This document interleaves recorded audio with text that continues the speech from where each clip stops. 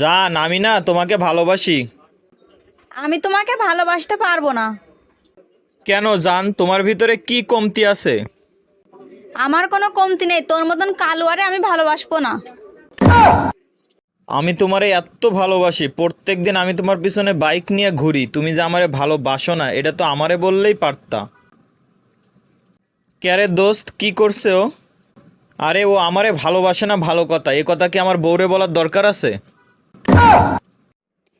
ভাইয়া, এখানে রেস্টুরেন্টটা কোন দিকে বলতে পারবেন? আপু, আপনার কপালে কি চোখ নাই? এইটারে দেখা কি আপনার মোটরসাইকেলের শোরুম মনে হয়?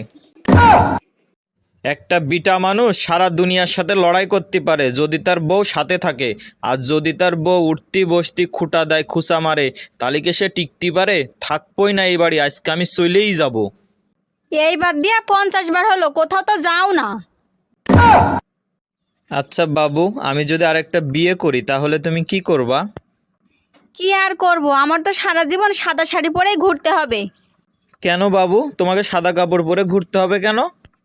কারণ তোমাকে তো আমি বাঁচিয়ে রাখবো না।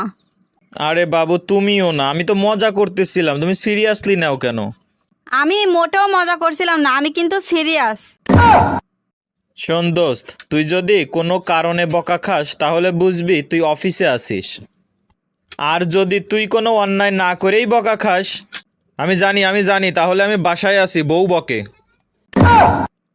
বলছি আজকে আমার সাথে আমাদের বাড়ি যাবা? আমি সত্যি বলছি, কিচ্ছু করব না। কিছু করবাই না যখন, তাহলে কি করতে যাব? তুমি বিশ্বাস করো, আমরা যদি পালায়ে বিয়ে করি না, তোমার মা বাবা ঠিক মেনে নেবে। মেনে নেবে না ঘোড়ার ডিম। কি ব্যাপার ভাই, চেয়ারের সাথে বান্দা অবস্থায় চা খাচ্ছেন কেন আপনি? আরে ভাই, হইছে কি, আমি না এই দোকানের বান্দা কাস্টমার।